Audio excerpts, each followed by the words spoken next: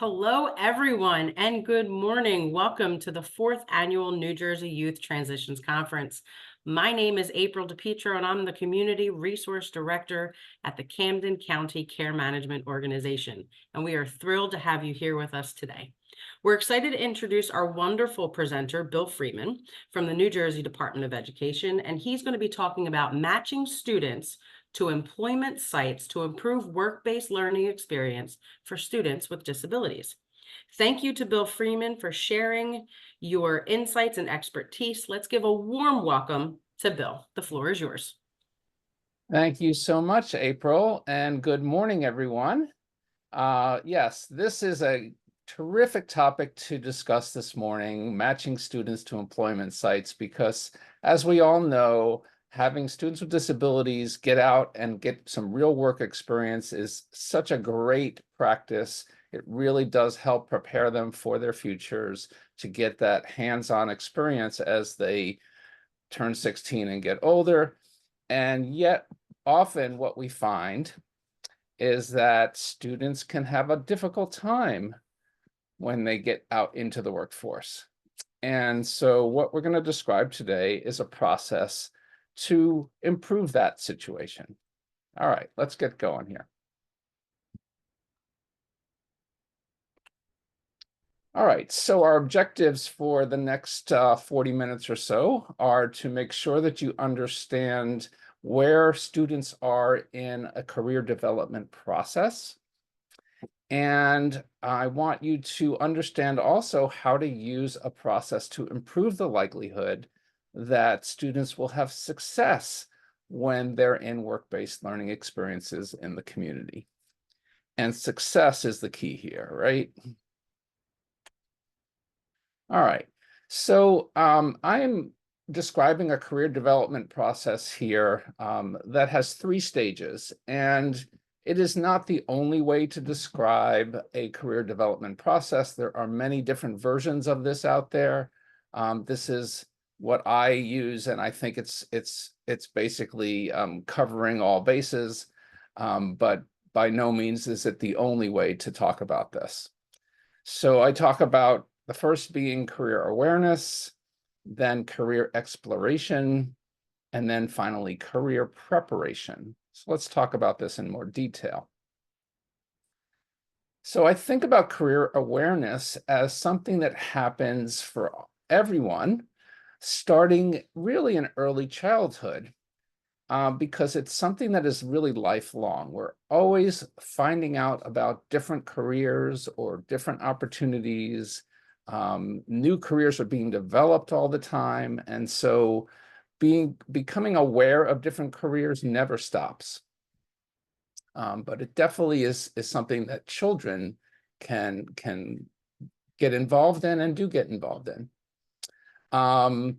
It can involve learning about careers through reading or watching movies, TVs, websites, other media, listening to others talk about a career, maybe a parent or sibling, directly observing workers and others at work sites.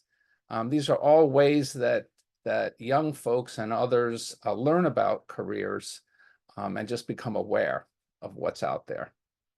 And this can certainly start at home with just family members talking about careers. It can happen in the community and as well as in the community. And the next stage is career exploration. And this is when we turn to experiential hands-on types of activities. And so because it's hands-on, it involves different laws and regulations to protect the safety of children. And so one of those rules is that students must be 16 years old or older to participate if this is part of their school program. There are a few exceptions to that rule, but for the most part, students must be 16 years old or older. And the work is part-time because these are typically students still in school. and it can be paid or unpaid, and is under school and employer supervision. And I want to stress here that this work under career exploration, this hands-on work, does not need to be unpaid. I know that there's a lot of folks that start that way, but we have to recognize that having paid work is really critical for many reasons. And for a lot of teenagers, it's a real motivator to have that paycheck at the end of the week or whenever. So don't limit opportunities to just unpaid or volunteer work. It can be paid as well. We want to assist students through these hands-on experiences to learn about their abilities, what they're good at, their preferences, their strengths, and we can learn about the support needs that they need in relation to the jobs that they're in. And as I mentioned, we have to adhere to state and federal regulations and laws, and there are specific work-based learning rules and regulations in state code. And to have these hands-on experiences, it requires schools to partner with employers to establish these work sites for students. And we call that process of making the connections with employers job development. And so examples of career exploration include internships, job sampling, mentoring, community-based placements, 12th grade option career internships, school to work program. You get the idea here. That last bullet is work experience career exploration program, or WESEP. And this is something that is not currently happening in New Jersey, but it could. It is an option for some students to be able to participate in hands-on work who are younger than age 16. And it is one of those few exceptions. So if you're interested, definitely Google WESEP, Work Experience Career Exploration Program. It's specifically for at-risk youth, age 14 and 15, I believe. And then the final stage is career preparation. And this is when a person says, well, you know, I think I really want to become a cosmetologist, or I really want to work in plumbing, or I really love fixing computers. If you know what you want, then you get specific occupational instruction that prepare you for that path, whether it's law school, becoming a teacher, whatever it is. And so you attend approved programs, vocational programs, or post-secondary programs, secondary in the high school or beyond in college.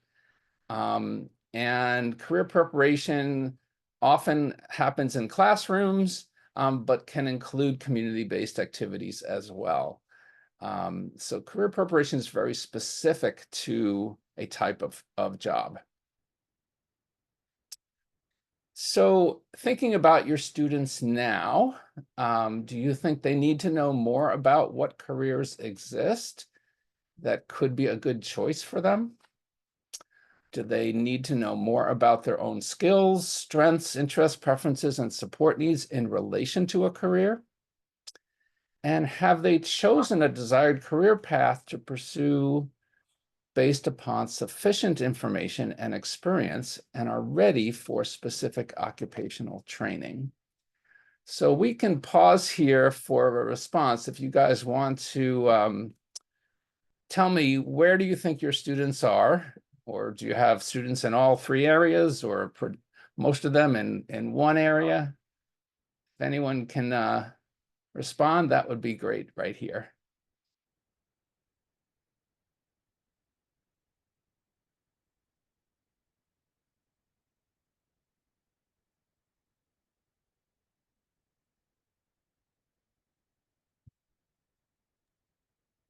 Got some comments in the chat though that say all three.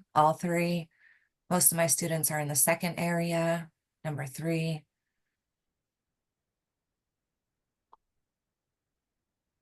Yeah. 2, 3.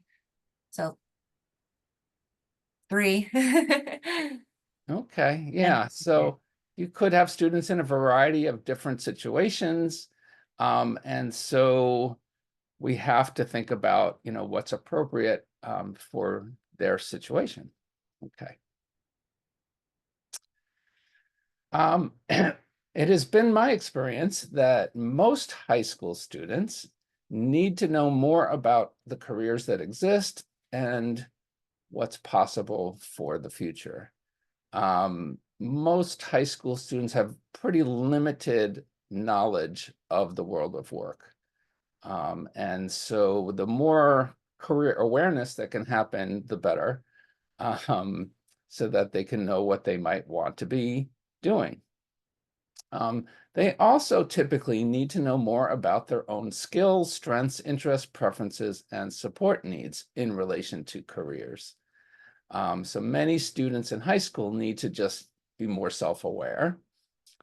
And they often have insufficient information and experience, and therefore have not yet chosen a desired career path to pursue, and are not ready yet to begin specific occupational training. So some students, perhaps they have decided what they want to be when they grow up, and they know what training to get. But a lot of students are still figuring that out, right? So they're still on that career exploration, career awareness stage. That's typically what we see.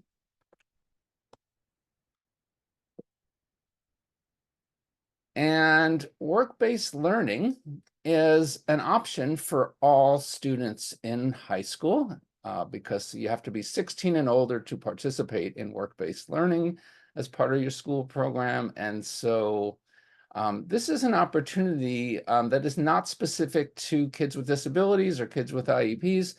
This is for all students, general education as well. And what we know about the exceptions to being 16 years old is that students of any age can participate in job shadowing, which does not include hands-on experiences. And as I mentioned earlier, students 14 years of age can participate in the Work Experience Career Exploration Program, WESEP, and that is allowed, and that is a hands-on experience. So those are kind of the basic exceptions to under age 16. Why we have child labor laws, right? Yeah, we don't allow kids to do dangerous work anymore under the law. Does it still exist? You tell me. Do kids get abused and exploited? Unfortunately, that may still be happening somewhere. So these laws are important. We don't want to see kids doing dangerous work, right? This violates at least a dozen child labor laws. Yes, okay. So staff who coordinate work-based learning, according to New Jersey Administrative Code 6A19, must be certified teachers with at least 1 year of successful teaching experience. This is in the code. They need to complete required training. It consists of 4 courses. It does not lead to an endorsement, but it is a required training sequence. And that's the link to learn more about what those required courses are. And the assigned staff members have the full responsibility to ensure that the placement is appropriate to the student's skills, abilities, and career goals. Now, students with IEPs, they can have additional supports to make work-based learning successful. And so, for example, a general ed student can have work-based learning, but they're going to need to find their own job. They're going to need to get themselves to and from that job. And these are the kinds of supports that maybe a student with an IEP would need. So maybe they need help in finding a job. Okay, so that could be something that the school can do as part of an IEP service. Transportation to and from the job, well, that could be something that the school could provide as part of the IEP again. Maybe the student needs job coaching to be successful. Well, that could be part of the IEP. It could be services provided by the school district. So these are all IEP team decisions.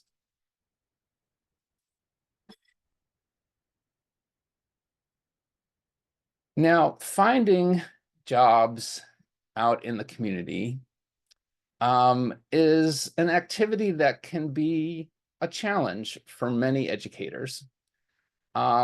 If students are getting help finding a job for their work-based learning, it's very typical, it's not unusual at all for staff to rely on the business relationships that they already have. You know, they've got these 5 placements that they've been using for a number of years, and so they're going to try to fit students into one of those 5 places. That's one scenario. Or if they're looking for new work, new job opportunities, they might limit their search to retail businesses because that's what's on Main Street or that's what's available. And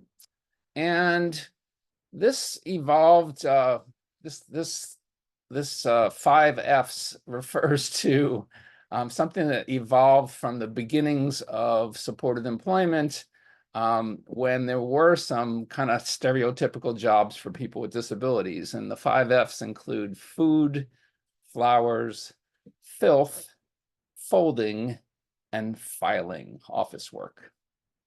So it's not that these are not necessarily, you know, inappropriate or bad things for kids to be doing, but it shouldn't be limited in any way to any set of 5 things or any preconceived relationships.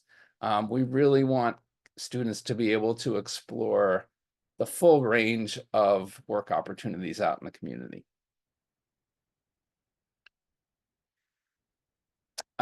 So some common issues with work-based learning for students with disabilities. Staff assign students to jobs with little or no pre-placement planning. So it could be that the staff need to get students into their work experiences, and so they kind of just schedule kids into different jobs. If staff provides students with options for types and locations of work, the choices are often very limited. As I was saying, you know, it may be that we only have these 5 places and you get to choose which one of the 5 you would like to work in, maybe. Students may perform poorly on the job, and that could include social skills or work skills. And that could leave a bad impression to the employer and coworkers, as well as for the student if they're not doing well. And the students who fail at this work experience can be labeled not ready for work. And that can be really damaging to be thought of and to be treated as not ready for the community, which doesn't make a lot of sense. And employers and others can develop negative impressions of students with disabilities because of these experiences that don't work out. It's just it's a problem all around. Both employers and students suffer when things don't work out. And then finally, a problem that I have seen in my travels is when job coaches never fade support or their presence and create dependencies. If the job coach is attached at the hip and doesn't promote student independence, then that creates dependencies and doesn't do the student any favors. So let's talk about that a little bit more. I thought this was pretty apt cartoon here. When somebody gives you something, you wait for them to say, and what do you say? Then you say, thank you. All right, so prompt dependency. Job coaching. All right, so this video, it's only about a minute long, so it's going to be pretty quick. And it is an actual student and a job coach working at a Marshall's department store. The student is wearing a dark striped shirt. The woman in the blue shirt is the job coach. And I want you to pay close attention to the job coach's hands and where they're positioned, okay? So let me play this video and watch those job coaches' hands.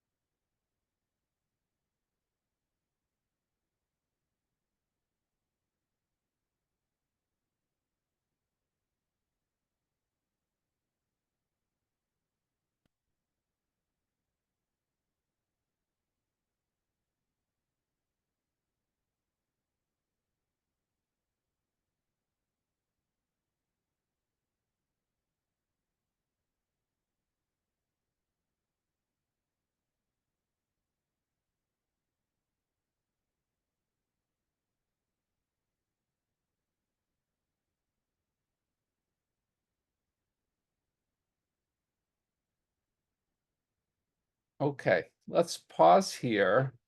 What did you notice?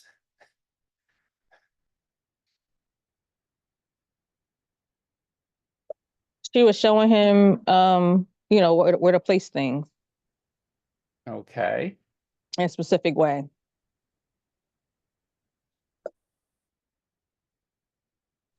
She was hand holding him. okay. Bill, you also have some comments in here. The job coach is doing the job. The job coach is into everything. She was there every step of the work, to not allow him space to do it himself at first before jumping in. Again, the job coach was doing the job, no independence.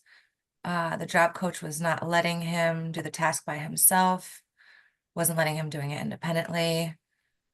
Someone else says modeling and giving him space to do it. Too many verbal directions. She'll need to fade her promoting. Agreed to let him the space to do things incorrectly. Prompting, she didn't give him a chance to try. Excellent responses, yeah. Yeah, I think it's pretty clear that this job coach is a little too enthusiastic about doing the work, and definitely not focused enough on instruction and good instructional technique in terms of fading prompting and giving space for the student to perform the task. So yeah, I think this is just an overbearing job coach, which is not unusual. Unfortunately, I see this a lot. So we need to teach job coaches how to fade. And that's a systematic process, how to fade without the student performance suffering. So, all right, let's move on. We want to set students up for success, right? We want to match students with what they want to do, what they can do with the right supports, and what is available or can be developed. And we can never underestimate what a motivated student can do. I can tell you that we have so many examples of people with disabilities surpassing the expectations of others because they were motivated to do something. So we have to learn from that and learn not to underestimate what people can do. This diagram kind of shows you how we're looking at interests or the motivation of students. We're looking at the students' skills and abilities in another area. And then we're looking at the work sites that are available and can be created. And if there's overlap between just two of these circles, if the student is interested in something that is available, but doesn't have the skills or abilities to do the work, that's a problem. That's a poor match. If the student has the skills and abilities and there are available work sites, but isn't interested in the work, that's going to be a poor match as well. And so bottom line is, we want all three of these areas to overlap, and that's in that center sweet spot there. That's the desired match when the student is interested, can have the skills to do the work, and the work is available. So this should help visualize what we're talking about here when we're matching students to jobs. Another diagram. So we look at student in terms of their abilities, strengths, preferences, and needs in what's called a student profile. And there's likewise a job site analysis that looks at specific job tasks, social communication demands, physical requirements, etc.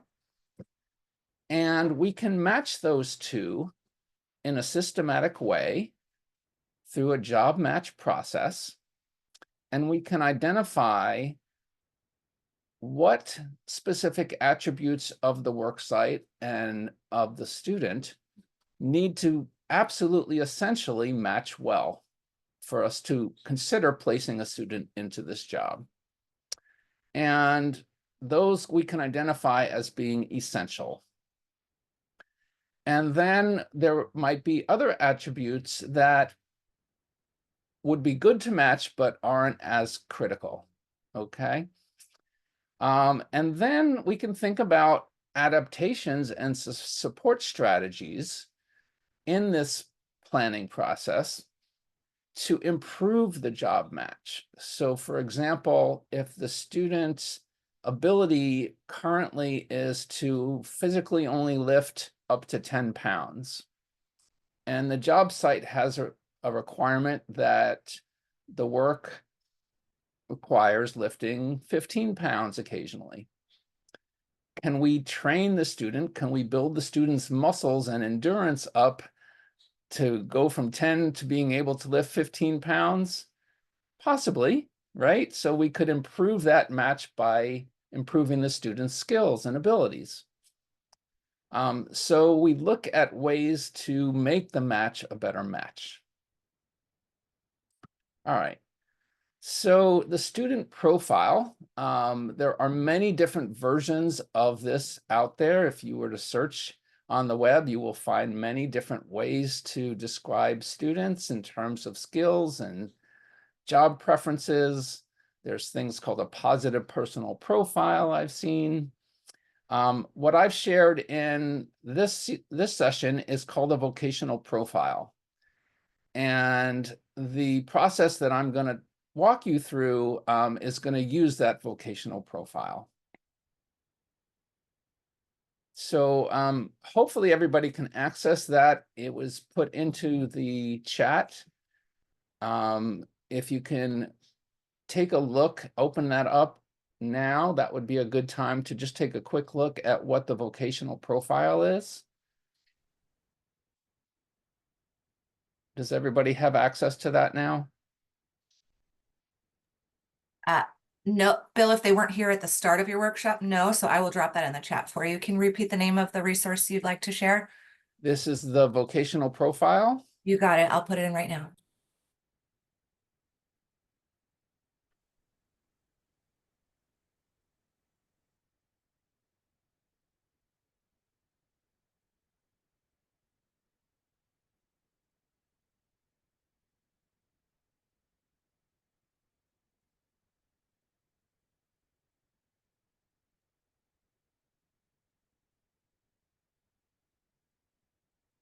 So this is a type of form that can be filled out by people that know the student. It could be a teacher, it could be a parent. It's helpful to have seen the student perform work or know how the student does their work. in terms of their capabilities, in terms of their preferences. So the vocational profile is something that can be done by job coaches, teachers, people that know the student really well. And it does help to have prior experience with some type of work to be able to fill this out.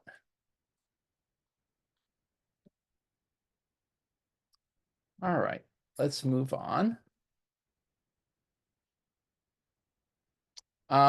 So we're going to use this vocational profile to match students to a potential job in the community. And we're using information that we already know about the student. So the vocational profile is basically gathering known information. I'm sorry? I think it was an accident, Bill. I just muted them. Okay. And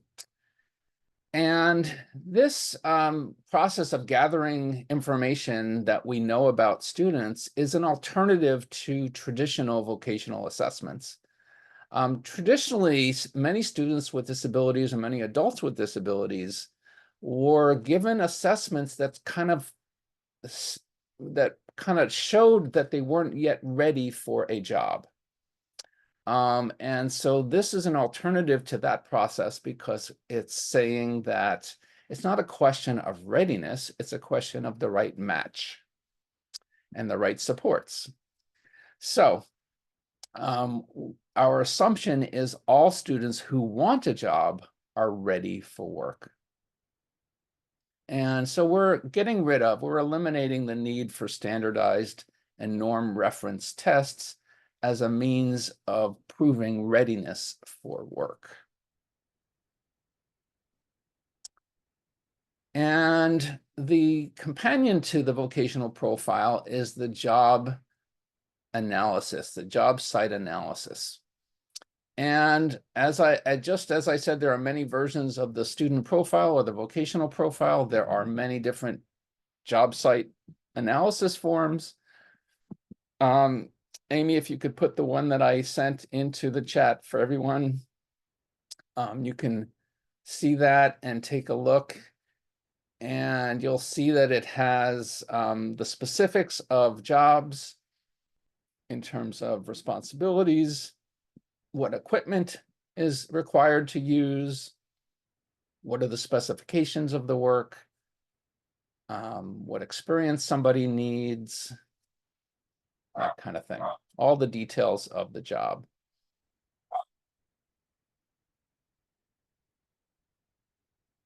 And the job analysis includes the same 29 attributes as are on the vocational profile. So staff can visit a work site as part of job development or even in a place that they have a relationship with, and they can fill out this job analysis form based on observing people at the work site or talking to an employer or coworkers about a job to get all the details about what does this job entail. So it's something that staff can fill out working with employers. And the third form, Amy, if you could put that in the chat, is the student job match form. And this allows for a detailed analysis of each of the 29 attributes to determine the quality of match between a student and a job prior to the start of the work experience. So this is a proactive activity. So we're just considering placing a student into a job, and we're going to use this jobs student match form to figure out, is this a good match? And as I started to say earlier, we're going to start by determining those attributes that must be a pretty good match to start with for this to occur, those that are essential for this to be a consideration. And if the essential initial match between a student and a job is fair or poor for these essential attributes, then we need to brainstorm ideas to improve the match by suggesting job adaptations and support strategies. So we may want to think about what could we introduce to the job site that could overcome these challenges and make it a better match for students before we even place students there, right? It's a proactive process. If we're not able to plan for job adaptations and support strategies to improve the match for all the essential attributes that were initially determined to be fair or a poor match, then the student should not be placed in this job. So we can rule out some job matches because we just can't think of ways to support students or provide job adaptations to make it a good match. However, if the match for all attributes considered essential for success have been improved, then we can continue improving the match further by suggesting job adaptations and support strategies for the rest of the attributes as needed if the initial match is not great. So this helps us rule out certain jobs, and it helps us to customize other jobs that could be potentially very successful for students. So very useful process here. And listed job adaptations and support strategies for all the attributes provide the basis for a student support plan to successfully place and support the student in this job. So proactively, we can come up with this support plan that we are pretty sure can help the student be successful. And I think that's a much better way to go about placing students into jobs than waiting for them to have trouble on the job to then think of supports. Hopefully we can anticipate where they might have trouble, and we can plan that in this support plan. In terms of what we mean by job adaptations, we're talking about adjustments to the job or the work environment that can be agreed upon by everybody, the employer, the student, everyone. Job accommodations, for example, identifying a coworker who can assist the student when needed, shifting hours of the work if the certain hours aren't a good match for the student, providing a chair so the student can sit and do the job. Maybe the standing is the problem. There is a very terrific resource called the Job Accommodation Network. AskJan.org is the website. And I would highly recommend you check that website out for ideas about job accommodations. Very good resource. Support strategies involve instruction, teaching the student to perform new tasks or have new abilities. Our preference is for coworkers and supervisors to do that instruction. Why do we want coworkers and supervisors to be instructors? Well, certainly for many social integration reasons, if coworkers and supervisors are teaching our students, then they form relationships with our students, and it makes our students part of the workforce, because that's typically how people at work sites learn their jobs, from their coworkers and their supervisors. And so we don't want school staff to be stepping up and saying, we're going to provide everything. We're going to provide all the instruction, because maybe that's not what's needed. Maybe that's more than what's needed. So we have to figure that out, that proper role for the school staff. So we want school to consult and advise with the employer, and think of job coaching as the last option, not the upfront. Does that make sense for everybody? That for integration purposes, it's much better if coworkers and supervisors are the ones helping our students?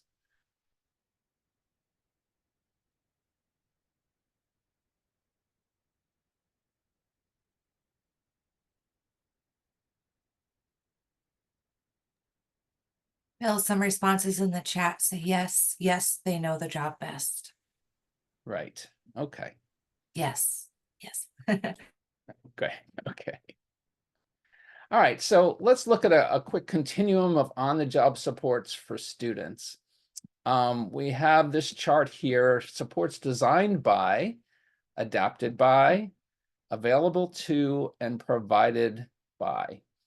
So if the supports are designed by an employer and they're available to all workers and they're provided by the employer to all workers, that's the least intrusive type of support, right? Because it's general for any worker in that business. The employer has anticipated that all workers need some training, and so they've developed a training program for all workers, or an employee assistance program, or some other support service.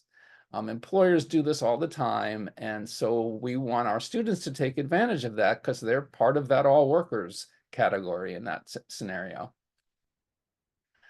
And then employers might provide, and they might design some supports that are available to some workers with needs that they're going to provide themselves. So a good example would be like an employee assistance program, where if a worker is having a challenging time in their life, they can get some counseling, that kind of thing.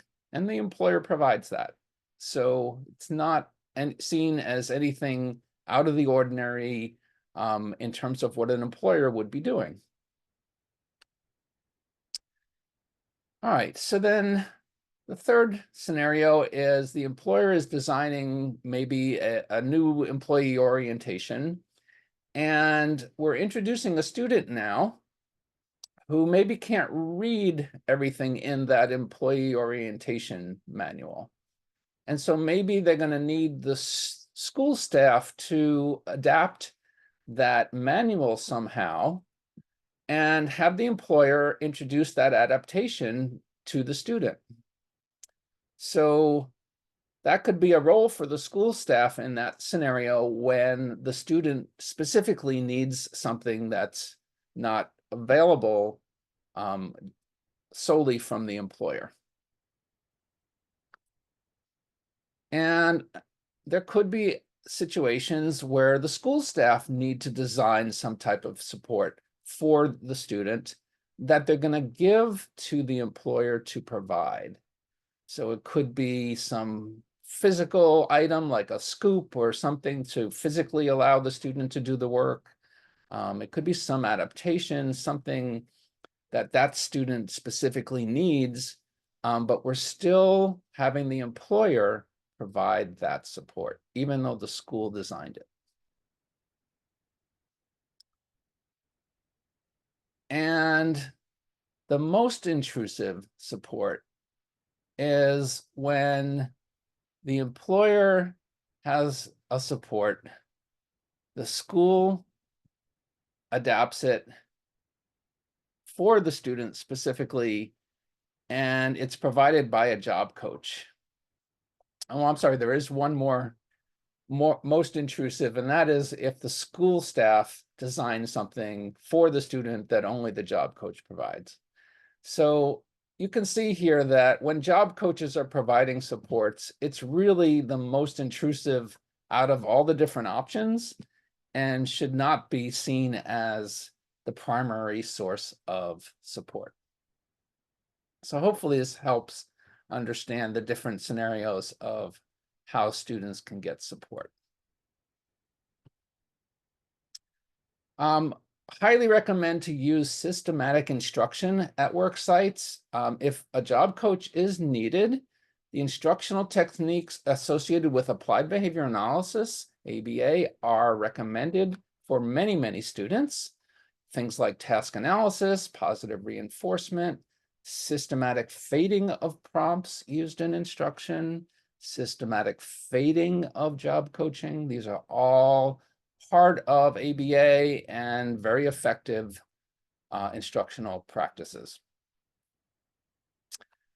So as you can see, as we've laid out, approaching the placement of students with disabilities in work-based learning using a proactive, systematic planning process, we can greatly improve the chances for that student to have a successful work experience. And that's what it's all about. Using the vocational profile, the job analysis, and the job match form, which hopefully everybody has access to now. You all should have the slides from this presentation. Amy, if you could drop that in the chat one more time, that would be helpful. Bill, I'm sorry, I actually don't have the slides unless you dropped them in the chat earlier. Yeah, they're called handouts. Got it, I can do that. I'm Thanks. told that people are unable to download from the chat, so I created a Google Drive link for you all, and there's a message about that in the chat with the link, and I'll post it again. I dropped the handout. Don't worry about it, Amy.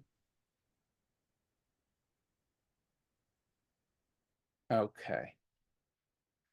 So you can follow the Department of Ed, New Jersey Department of Ed, on all these different social media websites. So please take advantage of that if you're interested in knowing what's happening at the Department of Education. And I thank you so much for listening to this presentation. You have my contact information here. Should you have further questions, want to reach out to me for anything related to transition from school to adult life, that is what I do. I am the state coordinator of secondary transition for the New Jersey Department of Education, and I encourage you to reach out, visit the New Jersey Transition Toolkit at this website. You can gain many useful resources there as well. And one final request is that you point your cell phone to that QR code and fill out an evaluation of this session today. You'll find the topic matching students to employment sites to improve work-based learning experiences for students with disabilities, myself as the presenter. And if you could kindly fill that evaluation out, that can help me improve this session. Any final questions while you're doing that? Make this not look. Okay. Good break. I'm taking a walk. Start like talking.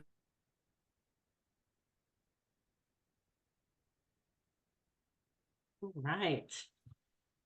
Thank you, Bill Freeman. We truly appreciate your time and your expertise. And thank you to everyone in the audience for joining us and being a part of today's session. We hope that you learned something valuable and feel inspired on your hero's journey.